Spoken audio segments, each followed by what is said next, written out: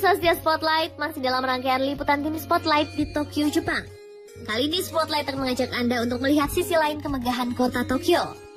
Ya, di antara deretan gedung-gedung pencakar langit, sistem transportasi yang canggih, dan berbagai kemodernisasian lainnya, ternyata di Tokyo masih ada sebuah tempat yang menyimpan peninggalan masa lalu, yang tentunya masih berdiri tegak dan terawat selaras berdampingan dengan bangunan-bangunan modern di sekitarnya. Tempat yang menjadi salah satu tujuan wisata sejarah tersebut bernama Asakusa. Asakusa merupakan sebuah distrik di Taito yang terletak di timur kota Tokyo. Masuk ke Asakusa, tentunya kita akan merasakan perbedaan atmosfer dari tempat lainnya yang ada di Tokyo. Ya, karena Asakusa lebih mencerminkan Jepang tempo dulu, di mana kita masih bisa melihat banyak hal yang terbilang masih tradisional, serta bangunan-bangunan yang bergaya lama. Tempat yang pernah menjadi korban keganasan bom dari pasukan Amerika Serikat pada saat Perang Dunia Kedua ini merupakan daerah hiburan utama di Tokyo pada abad 20-an. Dan kini pun Asakusa masih menawarkan banyak hal menarik untuk dikunjungi seperti gerbang Kaminarimon, Nakamise Shopping Street, dan tentunya kuil Sensoji. Berikut liputannya.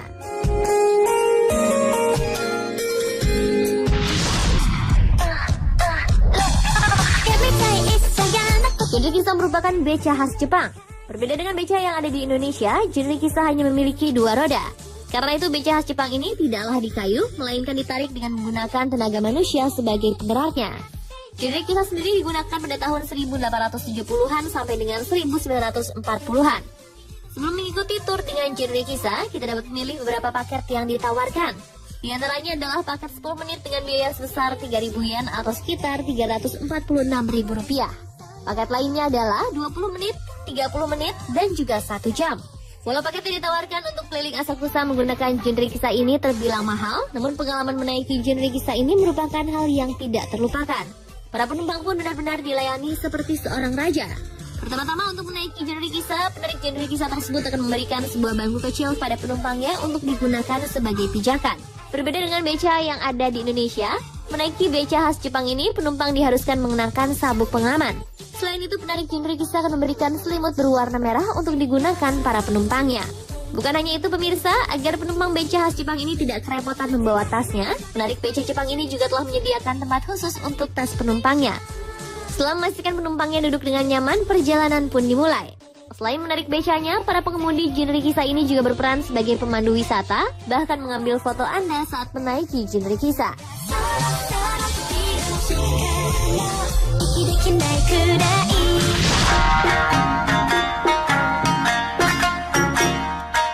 Setelah berkeliling menaiki genre kisah, hal umum yang dilakukan oleh para turis yang mengunjungi Asakusa adalah berfoto di depan gerbang Kaminarimon, sebuah gerbang yang menjadi simbol dari Asakusa.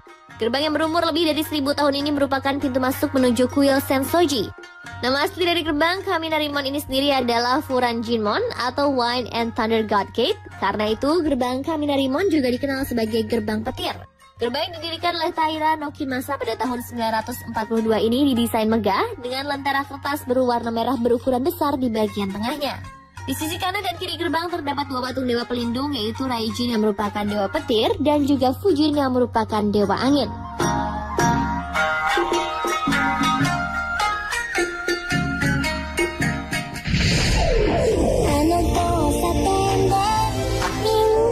Melewati gerbang Kaminarimon, mata para pengunjung akan langsung dimanjakan oleh jajaran kios yang menjual berbagai souvenir khas Jepang.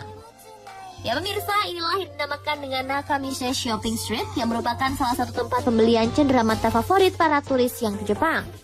Di jalan sepanjang 250 meter ini terdapat lebih dari 89 toko yang menjual souvenir dan pernak-pernik khas Jepang seperti kipas lipat khas Jepang, gantungan kunci, lonceng, payung, topeng, kimono, kaos, dan lain-lain. Dibandingkan dengan beberapa tempat lain di Tokyo, cenderamata yang ditawarkan di Nakamise memang lebih beragam dan lebih murah.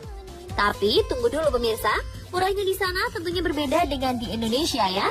Misalnya saja, sandal khas Jepang ini untuk yang terbuat dari tali jerami atau serat kayu ini harga yang ditawarkan mulai dari 3.990 yen sampai dengan 4.500 yen.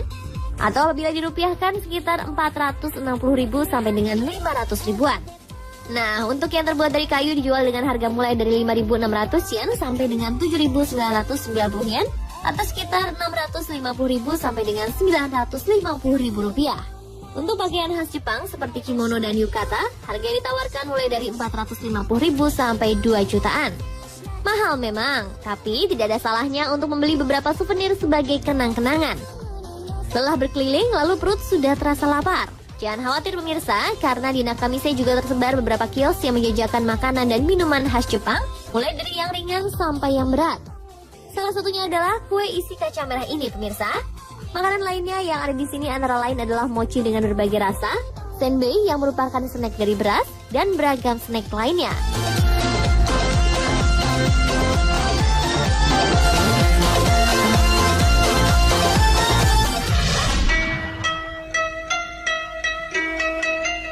Selesai menyusuri Nakamisei Shopping Street, pengunjung akan menemukan sebuah gerbang yang menjadi pintu masuk ke kuil Sensoji, yaitu Gerbang Hozomon. Setelah melewati Gerbang Hozomon, pengunjung langsung dapat melihat megahnya kuil Sensoji, atau yang disebut juga dengan Asakusa Kannon Temple. Kuil yang merupakan kuil tertua di Tokyo dan juga merupakan tempat beribadah yang paling sering dikunjungi oleh warga Jepang ini, dipersembahkan untuk Bodhisattva Kannon yang juga dikenal sebagai Guan Yi maupun Goddess of Mercy atau Dewi Pengampunan.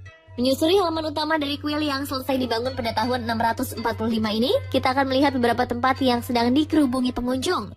Salah satu tempat tersebut merupakan tempat peruntungan atau ramalan nasib. Ya, dengan mendonasikan uang sebesar 100 yen, pengunjung dapat mengetahui seperti apa nasibnya setelah sebelumnya menggoyangkan bambu yang berisi kertas, di mana di dalam kertas tersebut tertulis ulasan peruntungan sepengunjung. Dan hasil ramalan tersebut dapat dibawa pulang maupun digantung di tempat yang telah disediakan. Beranjak dari tempat ramalan, ada sebuah wadah tempat orang-orang yang ingin bersembahyang meletakkan dupanya.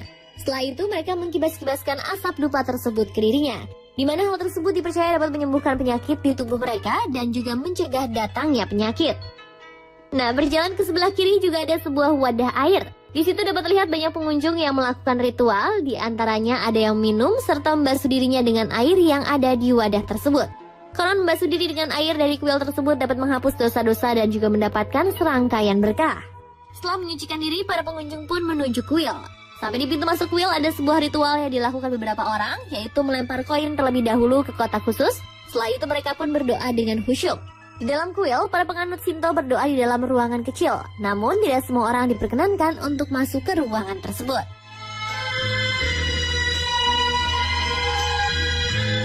Ya pemirsa, itulah liputan tim Spotlight di Asakusa. Begitu senang melihat warisan budaya yang masih terawat rapi, di antara deretan bangunan pencakar langit dan kecanggihan serta modernisasi kota Tokyo.